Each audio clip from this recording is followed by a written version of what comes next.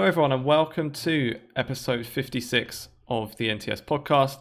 Just Tom and I for this one, just to do a bit of an update on what's been going on in EU Masters and a bit of a preview of the main event now that all those teams are sorted out. And yeah, it might not be like the longest episode in the world, which we do say every time it's only us two, and we do always end up going for really long. But yeah, we're kind of just sort of going to go through what's happened, at least with the NLC sides being Fnatic going out. So we'll talk about their series. And then just kind of look ahead to XL's chances, really, and look at some of the teams that they might be up against. But anyway, I'll let you have an introduction. Tom, how are you doing? You okay? Yes, I'm doing absolutely fine. I think I might have some different opinions from EU Masters than other people, but I think it's very interesting to kind of talk about the Nordic scene as a whole, given the events that happen and whether these events are justified or not. I know that sounds really it's so ominous, but we'll definitely chat probably a little bit about it when we go into a little bit more detail. But yeah, I'm absolutely shattered as I talk to you off stream because I was watching the wrestling, which finished at 5 a.m. So beautiful. I was looking at I was just seeing some stuff on Twitter about it because I haven't watched it since. I don't know. I was like 12, not in like an insulting way. I used to actually really like it, but I remember I was looking at seeing some of the people that's still in it that I recognised, and I saw like the Miz. Is the Miz like someone really good now? Because I remember when I watched it, he just started and he was just like absolutely crap. He's actually like he's genuinely really good. Like he's like Mr. Consistent. I like the Miz. In fact, it's ironic. Like my friend got into wrestling because of the Miz. He loved the Miz. So everybody kind of turned off at that point. My mate was like, "Oh, this guy's great," and I'm like, "Okay." Like, I think the last I saw was when it was like Great Khali and Bobby Lashley, those kind of people.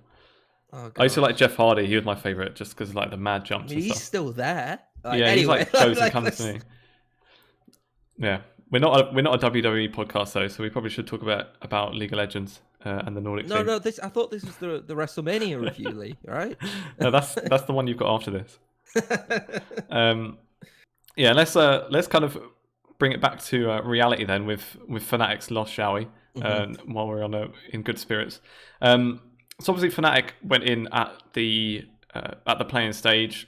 You know, say what we like about the fact that they had to do that anyway. One thing we said though was that, you know, even if their route through the play-ins was quite difficult, which it turned out maybe it was a bit, but we said before like that Fnatic team would be wanting to push to win EU Masters anyway. So any kind of route that they've got to get in the main event is pretty much irrelevant. They should expect to beat any team. So obviously in the play-ins then they got through the group stage and then they had to play against G2 Arctic to actually get into the main event, which was one of the harder draws they could have got, obviously coming from the Spanish league, which is one of the bigger leagues. I don't think still that's any kind of excuse for kind of how easily they were beaten, to be fair. So they lost 2-0. And to be fair, say the first game wasn't like exactly a stomp or anything. And I don't know, neither game it looked like to me that they got completely smashed. Like, because I wasn't watching it at the time. I just saw the reaction on Twitter, and I presumed that they just got absolutely dumpstered. Like, if anyone was watching like the LCS series last night, where the last game Team Liquid won in like they had like an in-here with like 17 minutes. That was the kind of thing I was expecting in the Fnatic match when I went back and watched it. Let's not talk about that LCS final. That LCS final was ridiculous, embarrassing. But yeah, so when I went back to watch Fnatic G2, I was thinking it wasn't like for the most part looking that bad. It just looked like Fnatic didn't have. I don't know. They didn't have anyone. G2 just looked better. I think what it basically was is that G2 just looked better, like in every way. Like Fnatic weren't like terrible, but then I would also be like, I feel like Fnatic should have performed better from what we actually saw. But just I feel like G2 just outmatched them practically in every single role in the way that they performed, and it wasn't like a massive amount, but when you've kind of got those little leads in every single position, essentially, it's so difficult to turn a game around. Like, but to like go back like a little bit with like the groups, I could see the reason why people were like quite annoyed about the groups, and it has been this massive discussion about the seeding and kind of like the soft seeding, because I believe it is seeded, but it's like soft seeded.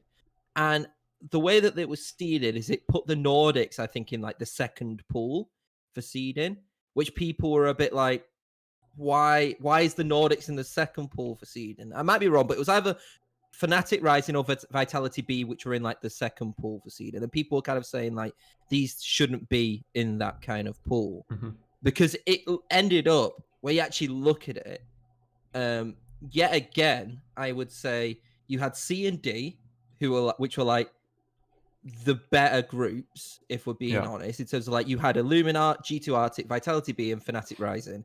All four of them probably off quality, you could say could have made it into EU Masters groups. And then there's no like shade on the other ones, but I look at like Group B, and I look at like Z10 eShark, and I look at KV Meltion Esports, and fair play to them for actually going through that. And to be fair, like For the Win probably should have, I would say, been in that that conversation. You would probably have to say that is quite a weak group, and you actually then look at the results of the play-ins, the actual not play-ins, of the knockouts. They were all 2-0s, which for me signifies that there's an imbalance there. And I think, like, you actually look at Schalke. Schalke beat, the Belgium team really easily. The Italian team, beat Z10, and then you kind of had these two other qualification matches, which, yes, were 2-0s and stuff like that. But there was also then, if I'm being honest, a clear skill gap between Illuminar and G2 Artic. So it's like, between like Illuminar, G2 Artic, between like Fnatic Rising and Vitality B. So I'm torn, because I'm like, I understand that people are upset a little bit about the seeding, but then I'm also like, I don't think Fnatic Rising formed anywhere near the quality which I expected them to. Yeah. Maybe if they were facing, a KVM, they probably would have qualified. I think there's no doubt about that, or a Z10, or maybe even. I mean, to be fair, I actually can't even see them beating like Makers.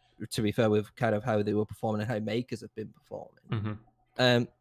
So on one side, I'm like, yes, seeding was a problem, but then on the other side, I thought Fnatic Rising should have won that. I don't think if they had got second and got Illuminar, I think they would have lost that as well. If I'm being completely honest, I don't think it was like, just because it was G2 Artic who they faced, who finished second in their group, so they weren't the best in the group stages at that time.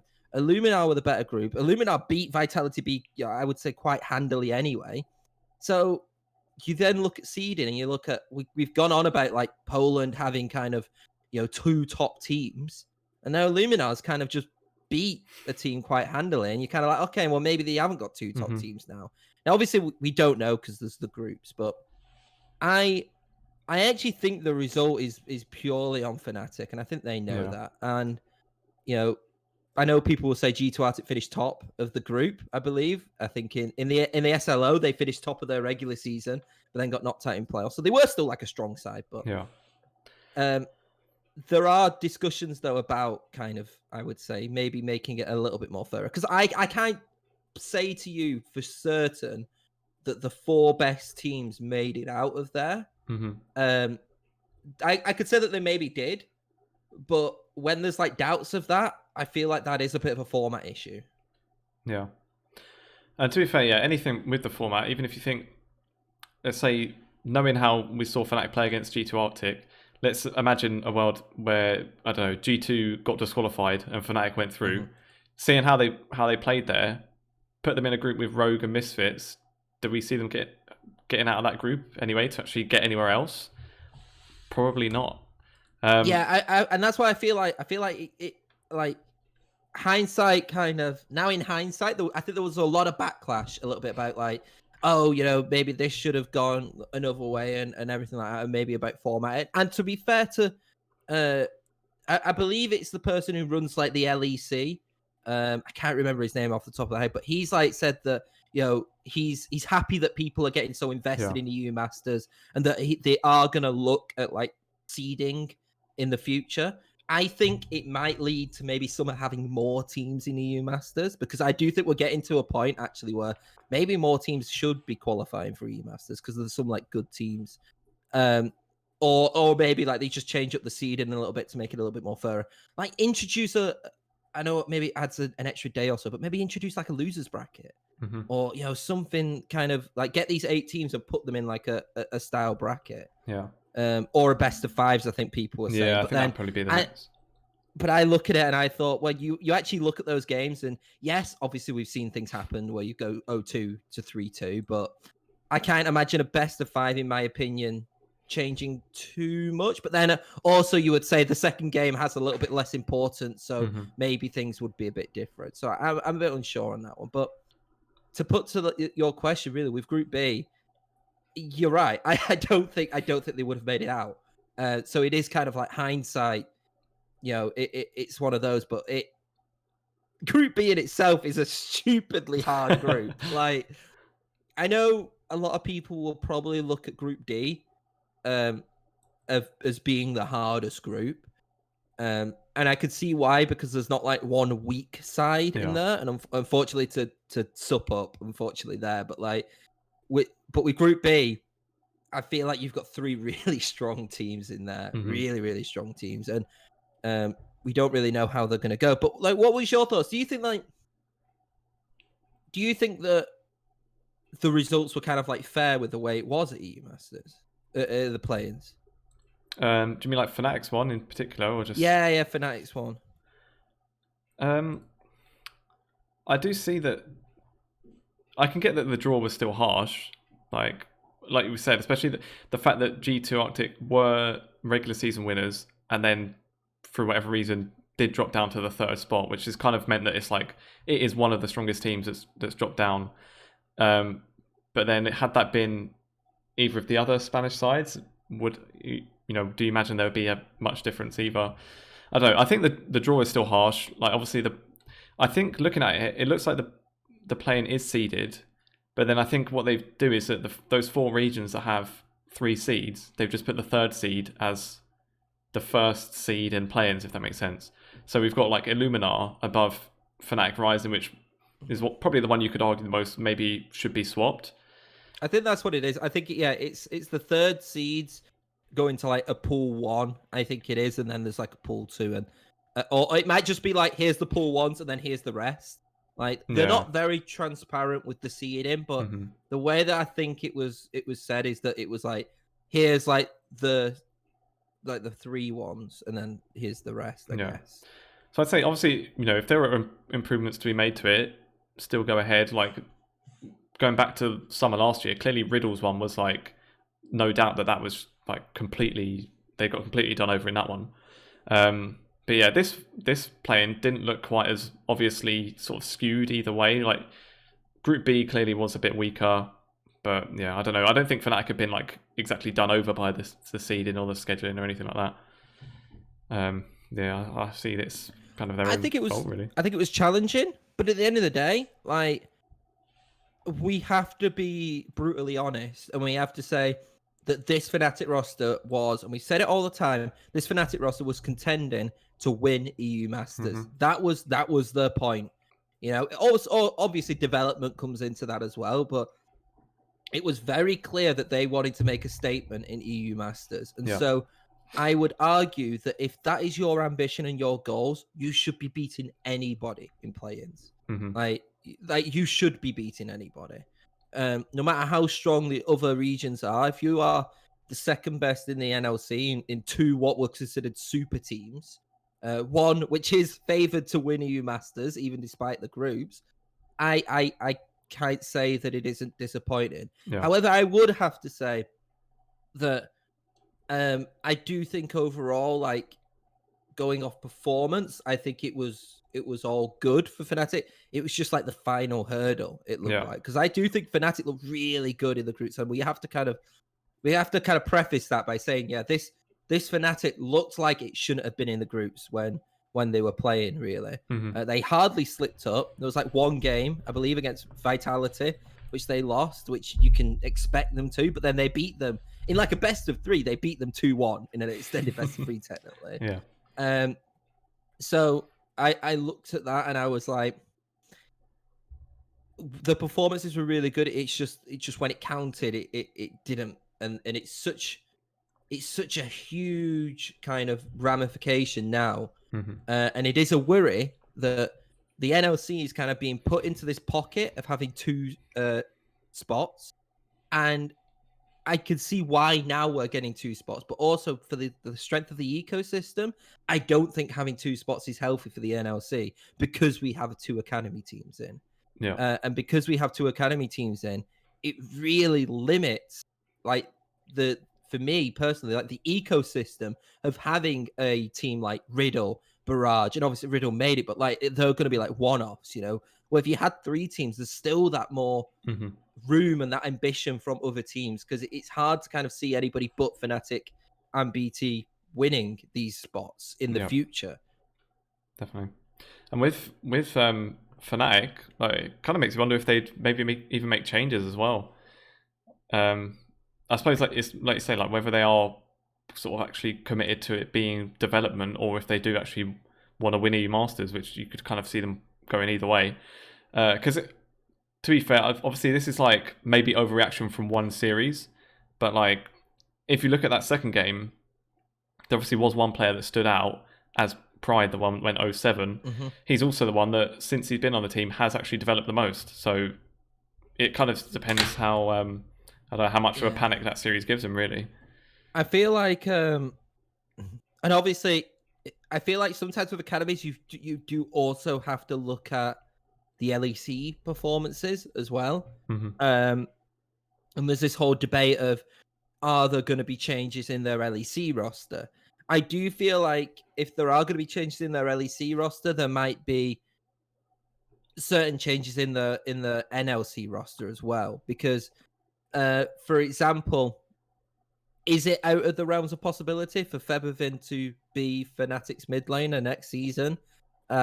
I wouldn't say he would be, but is it out of the realms of possibility that Feathervin will want to stay at Fnatic this season? You know, there might be another offer out there for him, especially, you know, if you've got the likes of, you know, like maybe he wants to go to the LFL, like a lot of teams. I feel like we might see a lot of shifts of players going to the LFL if possible, because of the development of that league in terms of the amount of popularity which has got in. Like, you know, Xmati left at a great time. You know, like, fair play to him. He's gone to KCorp. Obviously, they're, you know, one of the strongest teams in EU Masters, and, you know, they've got like the viewership to kind of back it up as well. You know, they've been getting like huge viewership, ridiculous like viewership, which you would expect from like an actual, well, I was going to say an actual league, but like, you know, like a European league or an NA league, or even like Brazil and stuff like that. And that's just one region. It's actually insane. But I think we could see some changes. I do think that it might be a mid change. Like I said, I don't know anything, I personally don't look for insider info. Like, if it happens, it happens. But because I like to speculate, I like to, you know, rumor and stuff like that.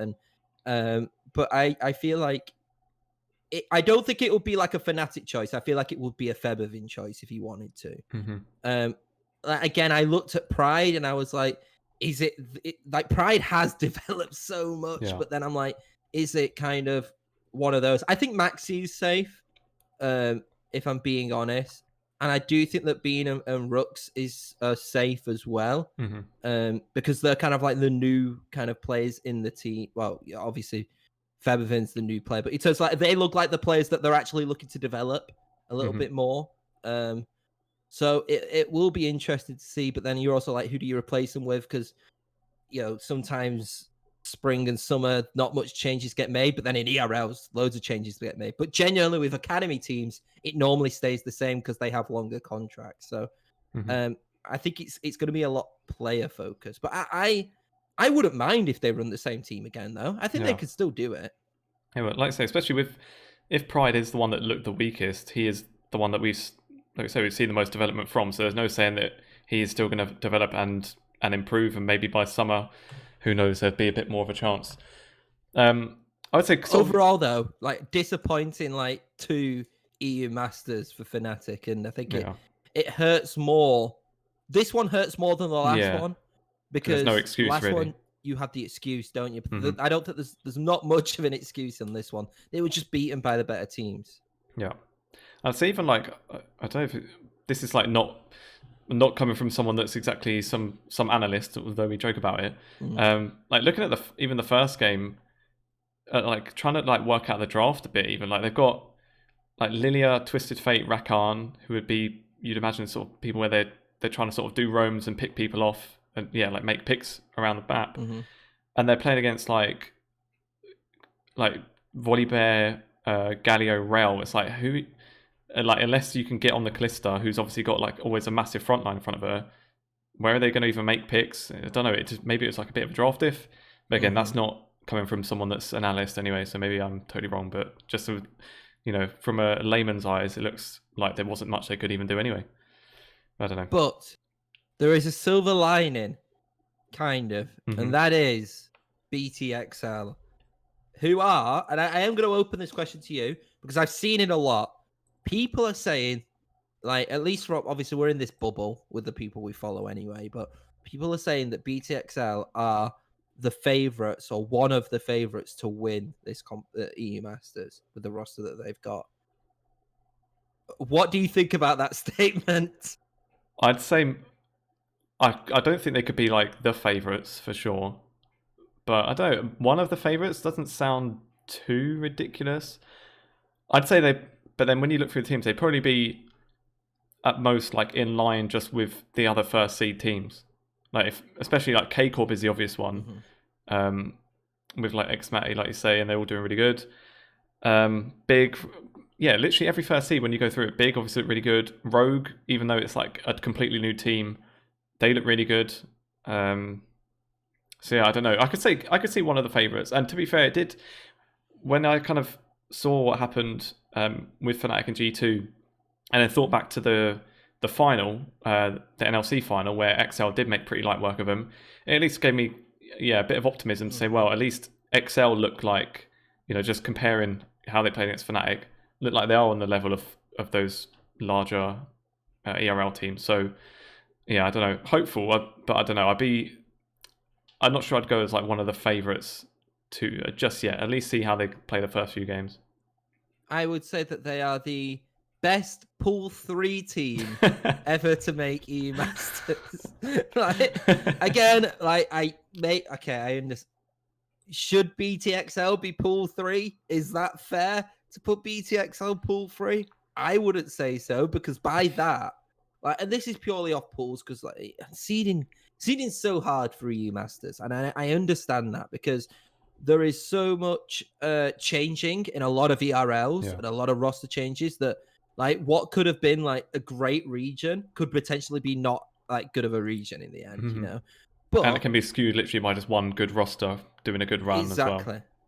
But I would have to say, I it's not the Italian. Like, I look at the pool three teams which were in that, and I can tell you that probably everybody was dreading getting BTXL. Like in those pools, they were like, because as much as like, I would say that maybe macro with the Italian league is possibly similar, but I find it hard to think that Sup Up and the Greek team, which I'm not naming, because that is and Anorthosis, and then another word, Famagusta.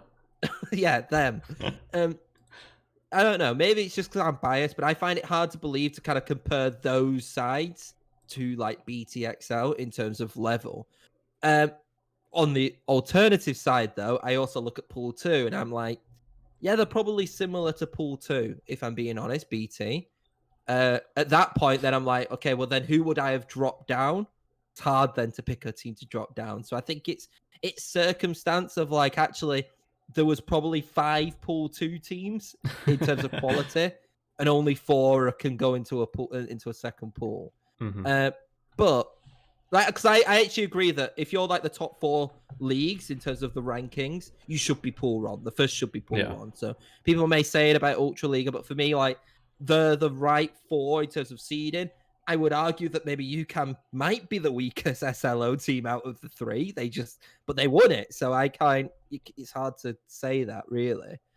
But I I am absolutely terrified of Group D.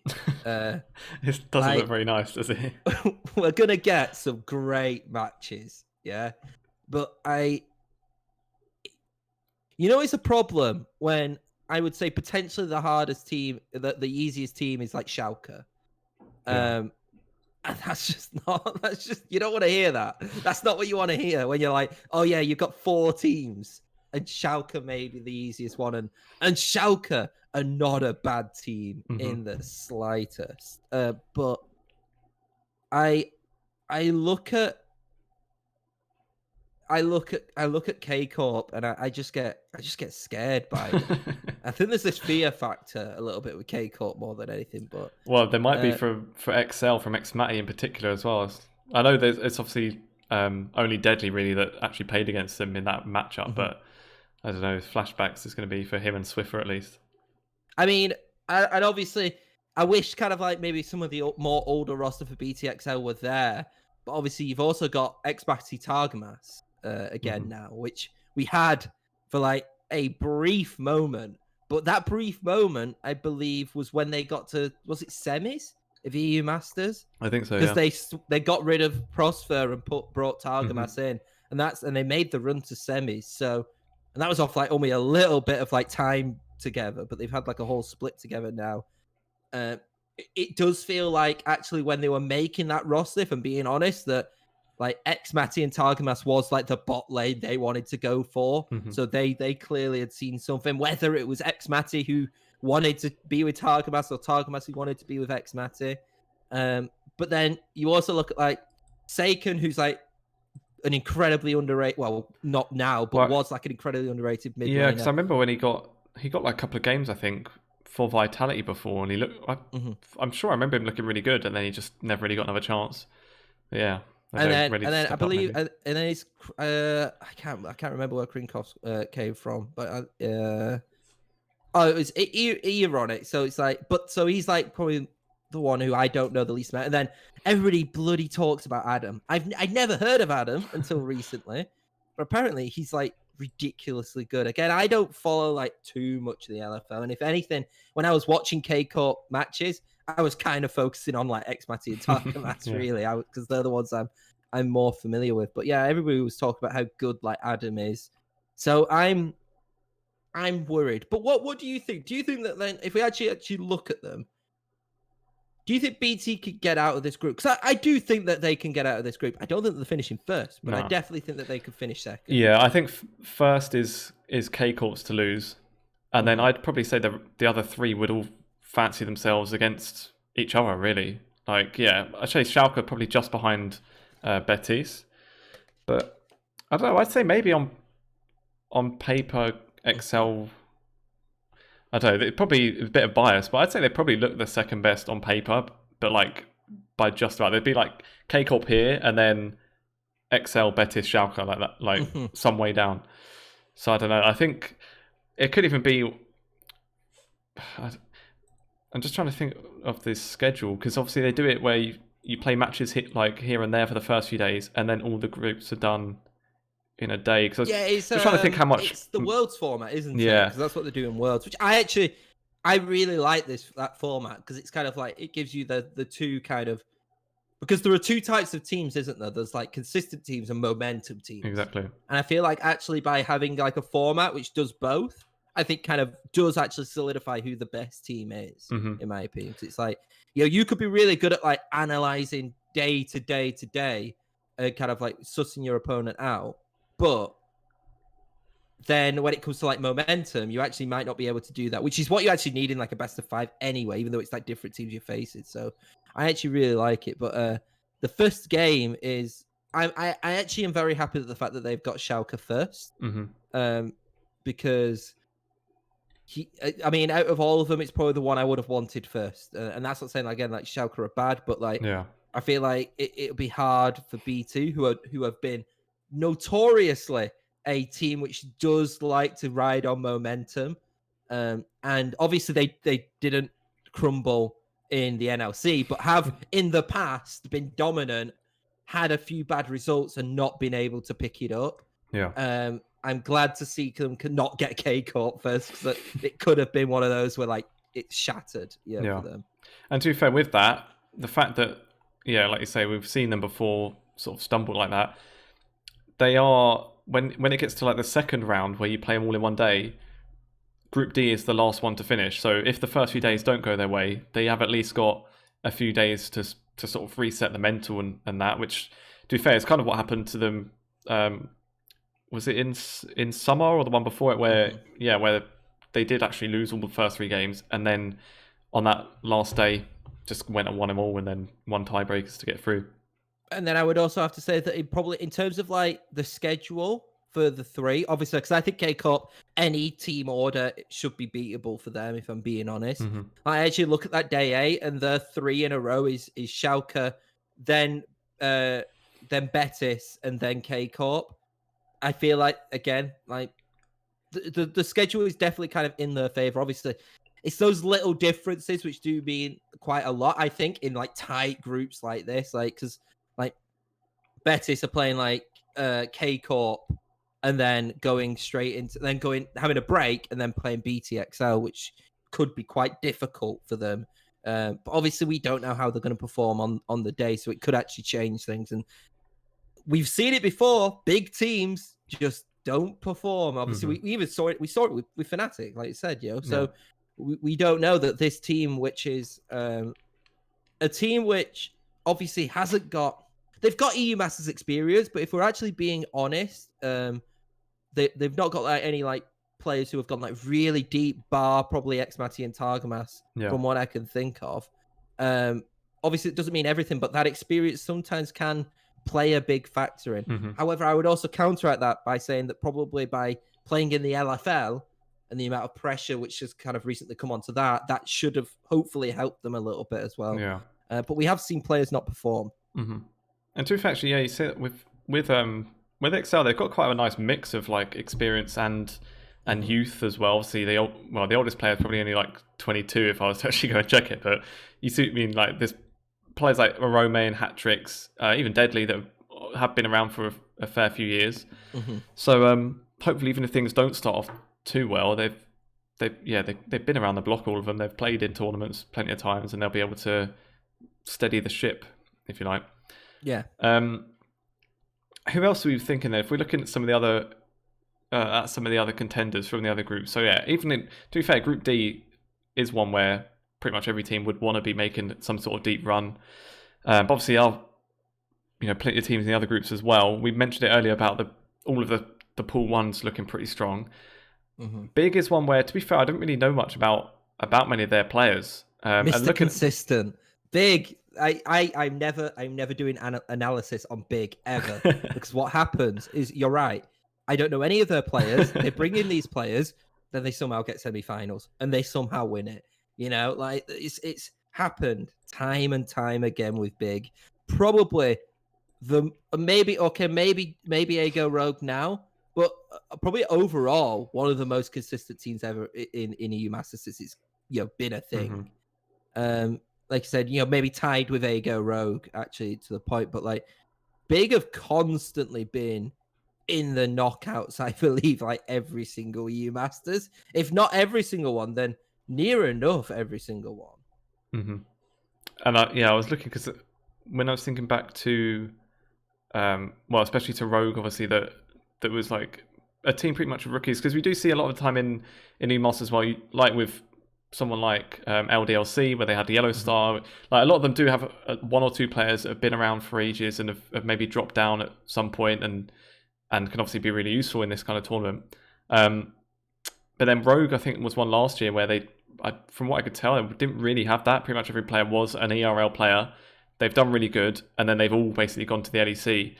When I look at this I kind of see this as maybe a similar sort of thing, where it is all players that have just been ERL players, but then looks like they're all at a stage where they're ready to make the step up. Maybe obviously winning the Prime League is not no easy feat.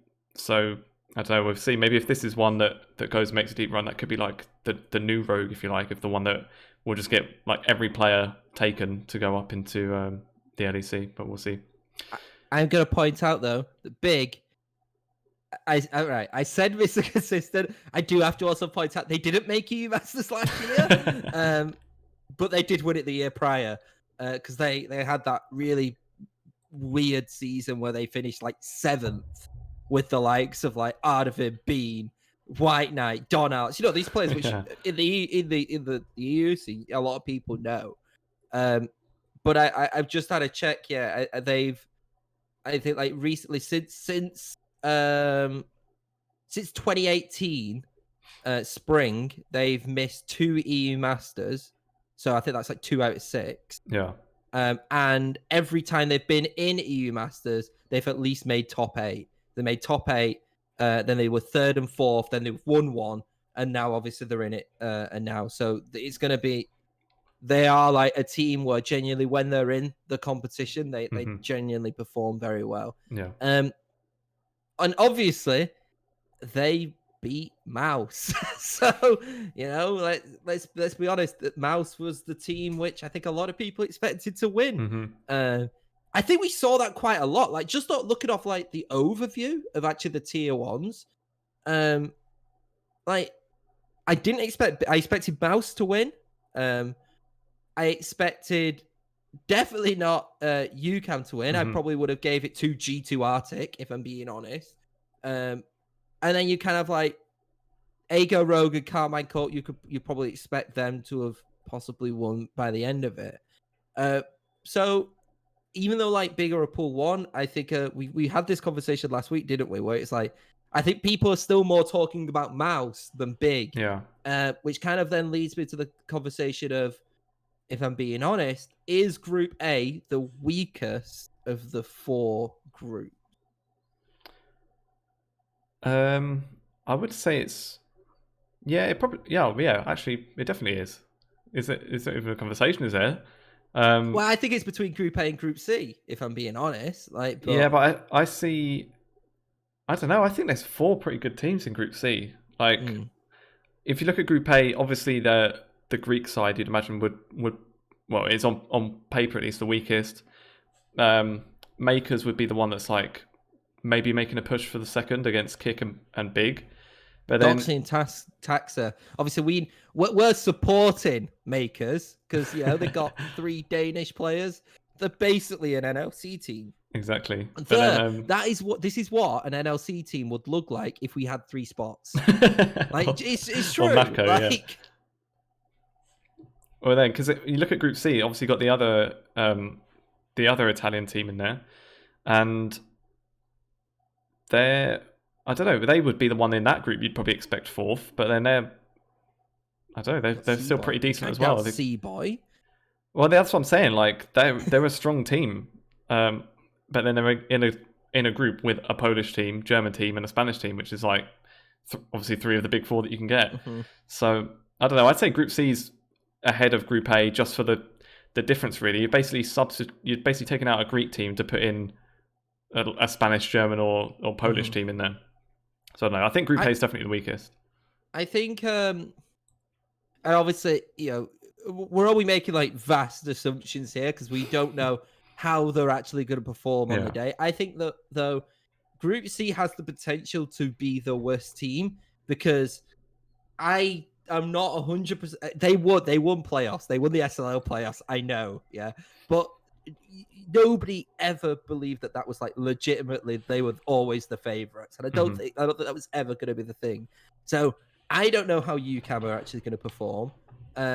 Illuminar as well are obviously a team which looks really good in the play-ins, but how are they going to kind of look in like the actual groups itself? mouz for me probably are like the heavy favorites, and then Mako as well. I'm like, they won the Italian league, but again, I don't know kind of where their skill matches. So I do feel like this Group C could potentially be like the most exciting one because I feel like actually that's the one with the most unpredictables in there. Yeah. Because you kind of got mouz of like being humbled by Big, so where do they lie? And then you got these like 3 other teams where I honestly cannot kind of see where they rank in like their own rankings, you know, not even in like the group rankings, but like I don't know where UCAM ranks with like the other SLO sides in there, and maybe Illuminar you would probably say is like the weaker out of Kick and Rogue, and Mako I don't know which one's better about with Mako and Makers as well. So I'm really interested in Group C, but I would say Group C just because the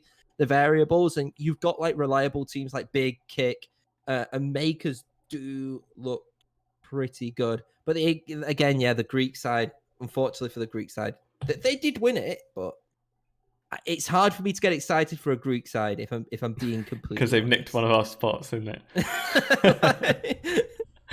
Yeah, I see what you mean.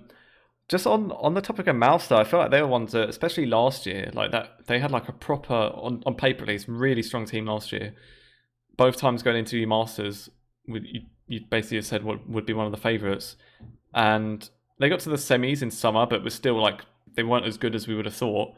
I know that this year they've changed everyone except for Leader, and for what I remember, I'm pretty sure it was basically like they just let Leader pick the teammates he wanted. So it's like, yeah, apparently he had like a massive, basically, like, and obviously this is all rumors, so we don't know. But I think the rumor was that Leader had options elsewhere, but then mouz were like, look, we can let you build an entire squad around you, and you could pick. Yeah, obviously within a budget and stuff, but like, and I think that is what convinced him. Mm-hmm. Gadget, the only player, I believe, not in EU to compete at this EU Masters, if I'm correct, because he's CIS, I believe, isn't he, Gadget? Oh, I didn't even know that. Yeah, I think he's the only one, which obviously, gone are the days when it was the first EU Masters, and we had Insect, yeah. So, but it's cool to see, what is not an academy team kind of invest in someone not from EU. I think that's quite interesting. I think it maybe puts a fair bit of pressure on Leader, though. Like, obviously he's one that people always talk about as someone that should be in the LEC and for whatever reason isn't quite getting there. And we've spoken before. I think a little bit like Magi Felix, isn't it? Yeah, like we've spoken before about Leader. Maybe it is because he's maybe not playing like they want in the LEC. Like he's spoken in interviews how he would just play to just dumpster people basically because he knows he can, rather than necessarily playing what the LEC would expect to play or whatever.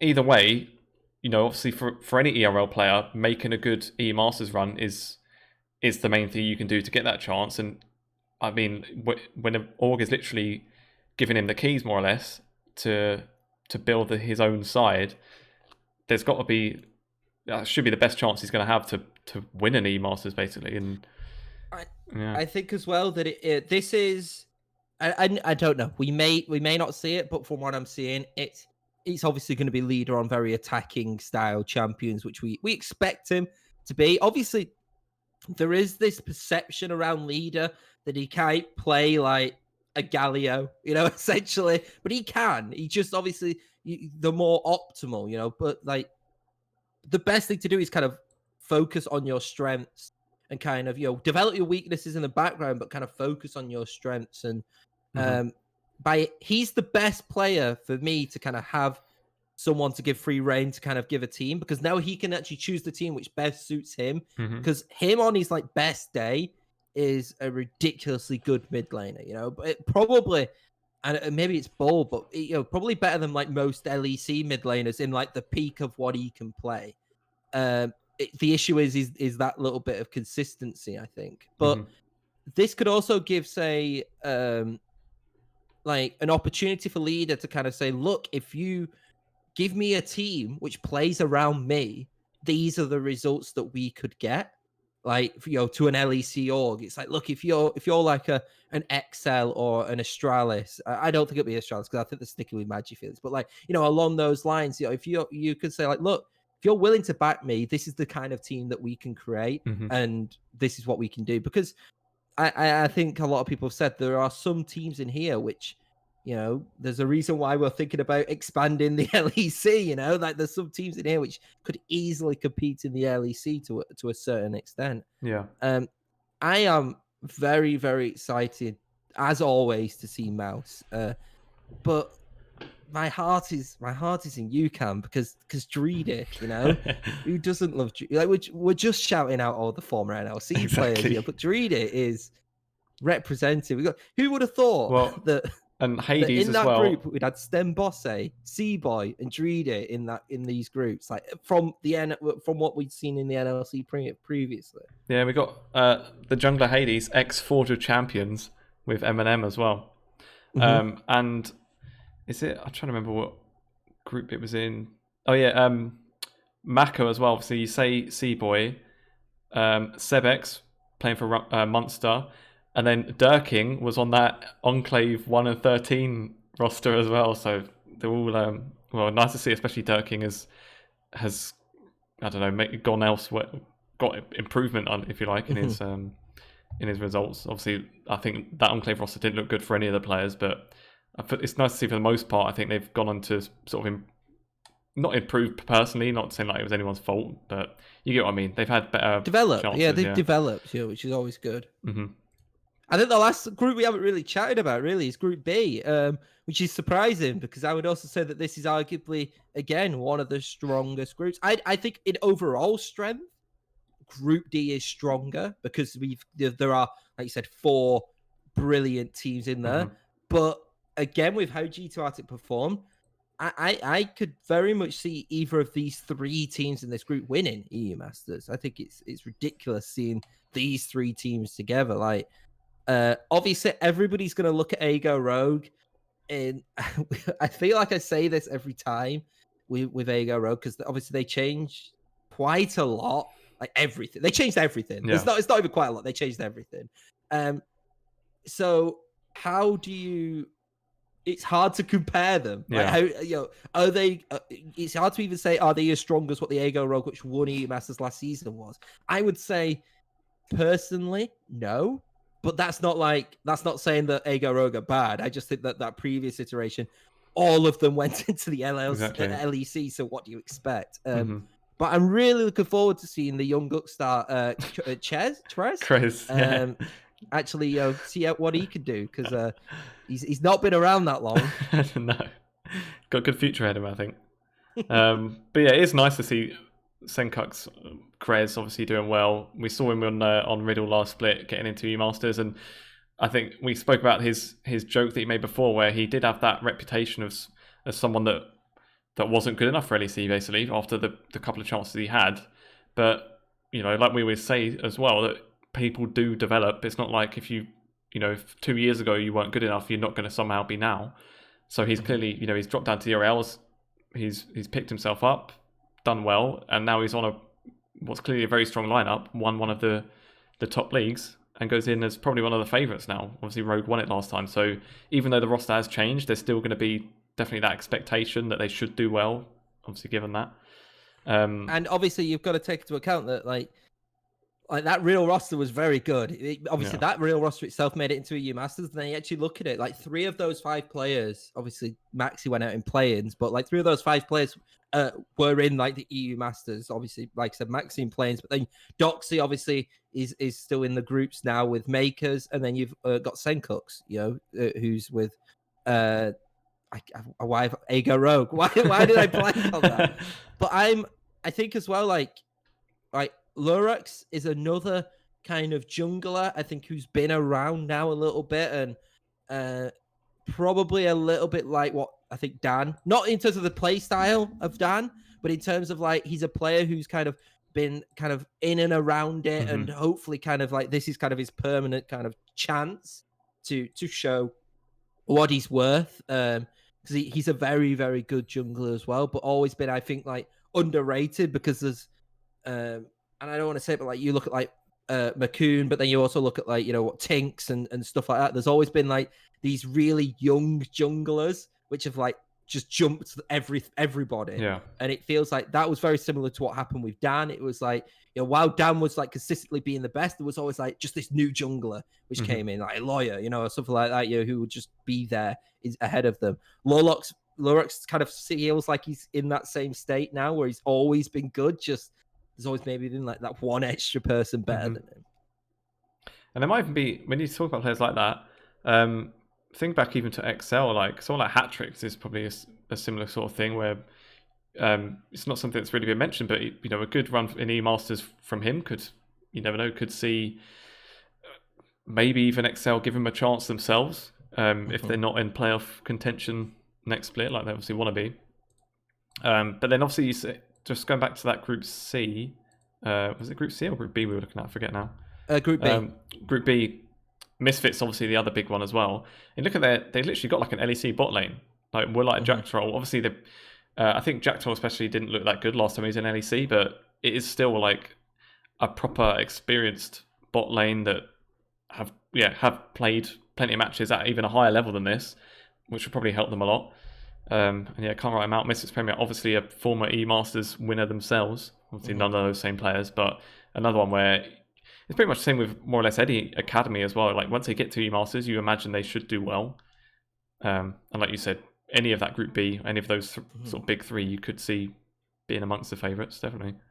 I do also want to like just take it back a little bit with Lurex as well. As obviously he did have that time with Schalke in the LEC, like in what was not a good run. Yeah. Again, a little bit like Dan. Obviously, Dan was a little bit different with like with what was it called, Rift Rivals. Like just because you kind of had like a bad start doesn't mean that like you're a bad player, obviously. And you know, to go into Ego Rogue, obviously they must have had faith in him. So I wouldn't take what happened with Schalke when Lurex was in the team and then Gilius came in and obviously Schalke Miracle and everything like that. I wouldn't take that as like, you know, he was the problem. I always took it as, especially with the Schalke Miracle run, that it was they needed Gilius to be a leader, that they didn't have like a leader in that side, and it just so happened that Gilius was the correct person for it. But like, you know, like when he was at like ad hoc, you know, and teams like that as well, he's doing really, really well. And so I'm glad to see him, like I said, get another chance. But it's another reason why I feel like he does go a little bit underrated, is because people do look at it and be like, oh, but look what he did at Schalke when he was put in at Schalke a little bit. And I feel like you can only take those sometimes with a grain of salt, and it was, and not every debut works out. People need to forget. Well, it'll be like this. I don't know if the one that obviously jumps out to me on like a football analogy would be like someone's talking about Gareth Bale and they say, oh, but don't you remember when he was at Tottenham at first? I think he had a run like he wasn't part of a winning match for like a year or something. Obviously, if things can clearly change, people can act, and it not even always development like. You say about Lurex, the time he did get in LEC, you know, even if he was playing at his best, there's not always the situation to actually be in a position to thrive either. That team was like completely just all over the place, obviously with the Forgiven stuff and whatnot, and like going 0-8. So for a player to be given their LEC debut in that situation, it's like you either... I don't know, you've got like a slim chance to completely turn things around somehow single-handedly and look really good, or if you're not playing out of your skin and somehow some unheard of superstar, then you're going to be look like at least you're part of that poor run and get some of the blame for it. So it looks like that's maybe even what's happened to an extent. But yeah, it is a bit harsh. I think as well, you look at what I actually really like about Misfits Premier is obviously like you were talking about with Wulat and Jack Troll. Obviously, like, you know, that is an LEC, but there's a lot of EU Masters experience with Certus and Zlatan in there as well. Obviously, Zlatan with Kick previously, I believe. So there's a lot of kind of experience in these competitions there. And then I think you look at Aggressivo, and if it wasn't for Hirit actually being really good and probably Misfits' best player, because obviously Vithio had his standout moments, but I feel like in the LEC, a lot of people realized that Hirit was just consistently there and really good. Aggressivo, I think, was probably going to get a shot. Like the whole rumor was that they were going to split time, Hirit and Aggressivo, but obviously because Hirit just did consistently better, that's why. But and Aggressivo didn't even really get his chance to even show what he is, but actually he's a very, very, very good top laner as well.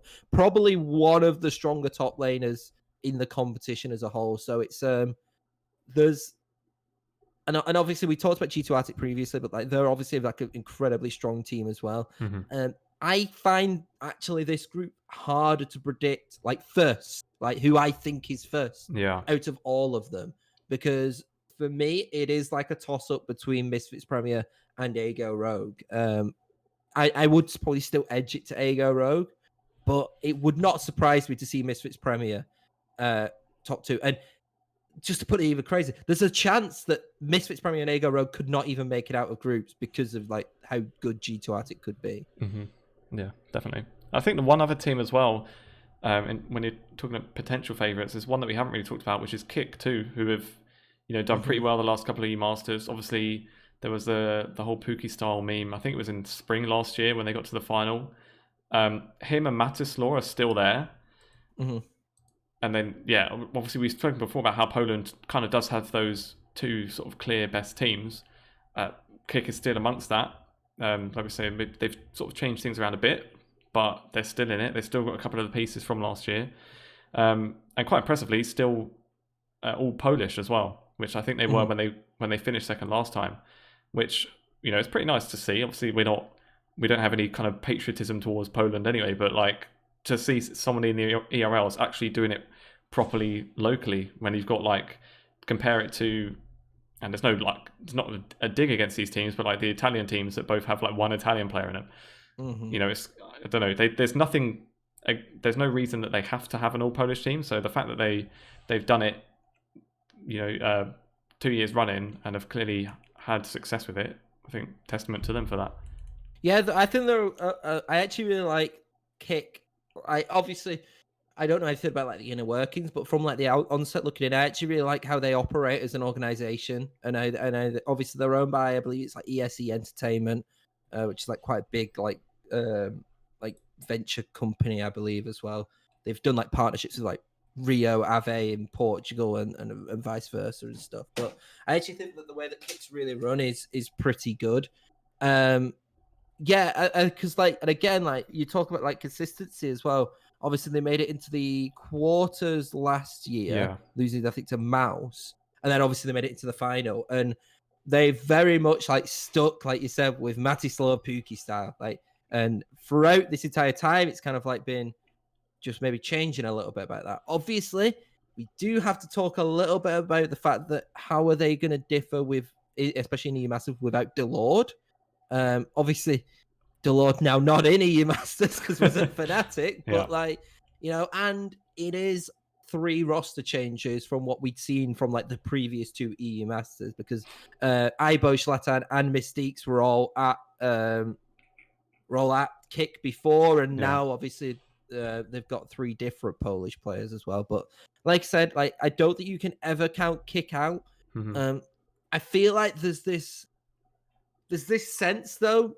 And while I do appreciate them going for Polish players, and obviously Poland as a region is so strong and has developed so much, I think, in recent years in terms of the amount of strength you have. Like, I think everybody looks at like Denmark and the Nordics sometimes as like, these are like the powerhouses of Europe. But I think a lot of people are now starting to realize like Poland has a lot of League of Legends talent. And it is actually quite I think they've got, it is the most, when you look at like the nationalities of players in E-Masters, I'm pretty sure they're the most popular ones. I think they might do, as well. I mean, a lot of that is, but like I said, because Kick have 5 Polish players. It helps, yeah. But I also think that is there a case to say, okay, when are you going to kind of run out of these kind of type of, is it safe to always do this kind of full Polish squad? Because eventually, are you going to run out of players? Obviously, Raxo replacing Mystiques is like a big task, you'll probably have to say. And and Ibo as well. Obviously, unfortunately, we don't get to see Ibo because he was at Team BDS, and which was like one of the favorites. Well, not one of the favorites, but another strong side in the LFL. How is KCorp going to kind of live up to that as well? And even the likes of Brunus, obviously. I forgot his name again, but he's now at Misfits Premier, isn't he? What? Zlatan. Yes. So he's now at Misfits Premier. So it's like there are like quite big changes, but they have kept that Pookie style Matislaw duo, and so I actually hope they do really well, because like I said, it's nice to see a full region team do well. And obviously, were Ego Rogue fully Polish when they won? I don't think they were. I can double check quickly. I have a feeling they weren't, but no, I don't think so. I might be. Oh no, because Sujenga is Danish. Yeah. But yeah, we had Zanzara, who was Russian. and Chetlo, Woolat, and Trimby were Polish. But like that's still like you would say that's quite a big constituency. Yeah. I mean, like 3 kind of Polish players there. But I'm looking forward to kind of seeing how this goes, and I just hope part of me doesn't want Poland to do well from a completely biased point, but you know, I think it's hard to deny that both Ego Rogue and Kick are doing really well as actually changing a lot from last year and still making EU Masters and still being very competitive.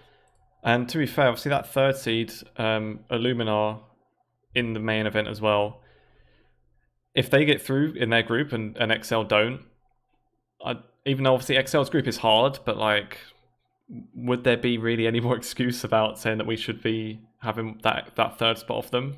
Maybe not. Yeah. Because I don't know, it feels like this year was... Obviously, Fnatic's run was a little bit hard. They still should have won it anyway. Yes, XL were in the hardest group, but it's like... I don't know, if it's like the second split run-in where both teams have excuses, it's like maybe like... You see that meme of like... I think it's from like Mitchell and Weblook when it's like, are we the baddies? And it's like the people like the skulls on the cap. It'd be like, are we the ones that are actually wrong? Like that our teams maybe shouldn't have that many, and it's like kind of sad to almost start thinking that way. But I don't know. I'll wait and see until what XL actually do. If XL don't make it out of the group, then I don't know. I think. And again, I think BTXL built this squad to win EU Masters. Exactly, so yeah. I also look at it and be like, you should be getting it. You should beat everybody. If that is your goal, to at least, or even make semis, yeah, you should be winning this. Not winning this group, but maybe like finishing second. You should at least be going out of this group. Yeah. I think, I personally, if I'm being honest, I want more seeds at EU Masters. I want more teams there.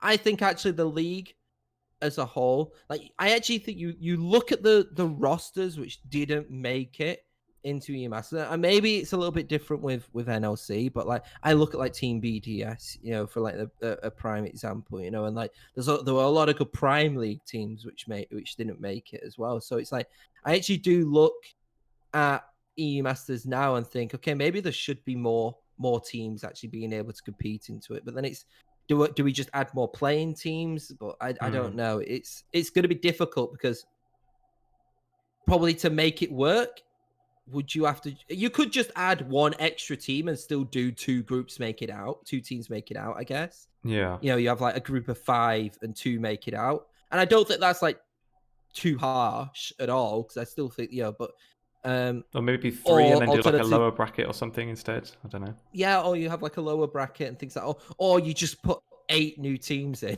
But I don't think we can warrant 8, if I'm being honest. But like, whether it be through some of the playing teams which could have made it, which could have made it in, or some of even the teams which didn't qualify, I think EU Masters could be extended. But then again, you don't want to risk oversaturating it and kind of having, just like fodder at the bottom of tables and stuff. Mm-hmm.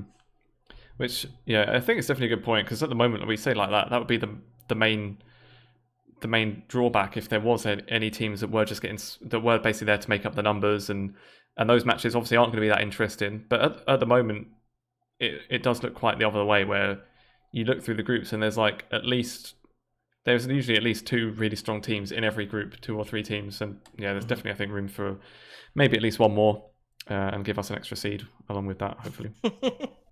On that then, I'm pretty much out of topics on EMAS. Is there anything else you want to say? No, I'm it's really weird because I think this is the least excited that I've actually been personally for EU Masters. And I think it does kind of highly revolve on the fact that we do only have 1 team in it, and I think I kind of had the excuse last time where I was like, oh well, the reason we only had 1 team in last time was because Riddle played 50,000 games to get there in 2 days. And I think even that kind of kept my hype up through it. But I think we're going to see some like ridiculous like League of Legends games, hopefully. And every year it seems like there's just new players or players who are developing and getting better, which is the whole point. And it's nice to see more and more people talk about it. Obviously, if people want to know more about it, go to eUniverse because it is the greatest. It's basically match of the day ERLs, which I love. You don't need to. They timestamp it as well, which I really appreciate because as much as I love listening to Goldberg, I watch the NLC. I don't need to know everything that happens, but I might just tune in a little bit extra for Goldberg there when he talks about it anyway. But you can kind of segment what you want to watch as well, which I quite like, and I do appreciate that. And then finally, if there's any proof why you should watch EU Masters, look at the LEC final today, and that is proof of why you should watch. Because a lawyer obviously was at EU Masters, I believe, wasn't it? So and you've got loads of others who have either won EU Masters or have competed in EU Masters. Yeah. Technically, we were debating whether we counted human or not, but I think he's not played in he's not played in the main event, but I think it was something ridiculous, like 7 out of the 10 have appeared in some stage in the Masters, which is crazy considering it's only been going on for a couple of years as well. And considering the first year was, like you said, the first year, while it was legit, obviously we had Origin and Mad Lions win it. I think we're the first two, but really But actually, out of that Mad Lions team, it's not even any of those that are in this final. It's still more recent ones mostly. So, definitely. And I would say that especially the first year, it was more like a for fun event. Really, it seemed. Obviously we had Insec and was it Froggen? Froggen was there as well. Forgiven, Jezzes and Expect, I think. And at that point, obviously there wasn't the experience of seeing so many players make the step up afterwards, so we didn't really know it was going to be quite that much of a platform as it clearly is now. So yeah, definitely. I'd say on the topic of the LEC as well, got to give a shout out to Pad. He's got obviously his final with Mad Lions coming up. For those that aren't watching this live, we're basically up within an hour of the LEC final. Mad Lions against Rogue. Love seeing Mad Lad Pad in there. Obviously, Mac and Pad. So we've got the NLC with Pad, and then we've got obviously the British UK, Pride with Mac as well. So I think I saw a tweet. I think one of Rogue's. I think Rogue's maybe head coach was from the UK as well. Really? I might be making that up. Let me try and check. I might be. I feel sorry then. I like Mac. So yeah, head coach Freddie. Oh, wow. Who, I think he's been around for ages, from what I can tell. UK as well, so literally 2 UK head coaches. So we might not have the player talent. We have the coach of the analysts. Exactly. We have the coach of the analysts, definitely. So yeah, I can't wait. Who do you reckon's going to win that? See, but it's going to be out. Should we all say a different result, and then when you edit it, you just cut it? Because I've got a reputation now being NLC. Predictions winner. Tom, this is live. People will know. There's going to be a VOD. Yeah, but we've got the YouTube later. Yeah, true. So... Okay, I think it's going to be Rogue 3-0, 3-1, 3-2. Mad Lions 3-0, 3-1, 3-2. All right, I'm covered. No, personally, my heart says Mad Lions, my head says Rogue. Yeah. So I'm gonna go with my head. I'm gonna no. I don't know. And I say my heart. I like both Rogue and Mad Lions. Both have got great stories. Great. I love how different both organizations are in the way that they've actually portrayed themselves. I think the branding of both teams is so good. Mad Lions is kind of this rough kind of upstarty kind of team where it's just they're just going to give everything. Where Rogue is we're development. Look how much we've developed. I really like both of these kind of teams and having these identities. They don't feel the same. They feel completely different, despite the fact that they've both kind of had a very similar journey in the sense of actually having these players and building around them.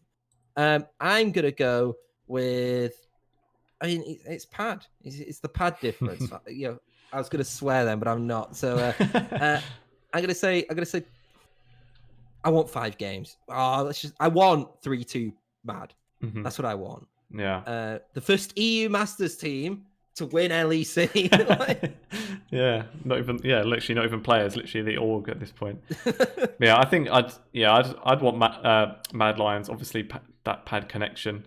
Where maybe hopefully they win, and then we can get him back on as well and get us loads of viewers. So for that, I'll go for Mad Lions. Talk about why the NLC. Exactly. It was the reason for his success. Well, no, you remember who it was that found Pad and developed him? Phelan Gaming. Who? Oh yeah. So it's a win for the UK. What we should do, is we'll get Pad, Achu, and Soft all together. We'll bring back the trifecta. And then we'll have a surprise guest Monk as well. Let's see how that goes. Anyway, that's we'll see. With that, then, anything else you wanted to talk about before we finish up? No, that's it really. I'm gonna have a power nap before the LEC start. Hey, you know what? Can we just say, I was like, I'm tired. It might be a short episode. It could be a long one. Turns out it was a long one. So. Obviously. Anyway. All right, then. Yeah, I think we'll wrap it up for today then. So thanks for watching, as always. Obviously, if you're watching live on Twitch, I see we've got a few people that have been knocking around in the chat. They do drop a follow on there. We're usually live every Sunday. So, yeah. Is there anything to do with the UKEL, which is occurring? We do have the. It's not for a couple of weeks, but there's the University Scouting Grounds. I think on the 25th that starts. I'll have You'll see the graphic once we've finished. It's on the outro screen, so you can watch out for a couple more details on that. So yeah, some action on the UKL in a couple of weeks' time. I think the 25th to the 30th, off the top of my head. So you can watch out for that. And then development. Think of the development. Exactly. Yeah. They'll go from here: UKEL, UKLC, NLC, EU Masters. Like the ladder's there. Well, hey, just think of Dragdar's trajectory. Yeah. Exactly. If the keeps going in that trajectory, it'd be at Worlds with like T1 in like a year. Or even like if you're talking about like, especially players that, or not even always players, but people have been involved in the university scene. Literally, Synergy, who runs the UKEL, came from the university scene. I think Kerberos was playing for like Warwick Esports or something like that, and obviously he's one of the top laners in the ORLs at the moment. So there's definitely the trajectory there, whether it is as a player or a transition into anything else really in the scene. So yeah, good to see. I think it's good to see like actual orgs getting involved in it as well. So I think the way that Scouting Grounds is working is there's 4 teams that are kind of like leading with letting some of their coaching staff get involved and stuff. Sort of like I think it's like the UKEL, or it might be the UKLC, but one of the 2 leagues, like their coaches are being involved. It's sort of the way that the LCS had done it before, where a few orgs would like offer up some of their coaching staff. So yeah, I think it should be really good, especially for the players involved, and yeah, worth checking out. But yeah, other than that, then if you're watching this back on YouTube or listening on Spotify later as well, you can obviously follow on there too. And you can follow us directly on Twitter with our @ on the screen. And yeah, that'll do then. Thanks for listening.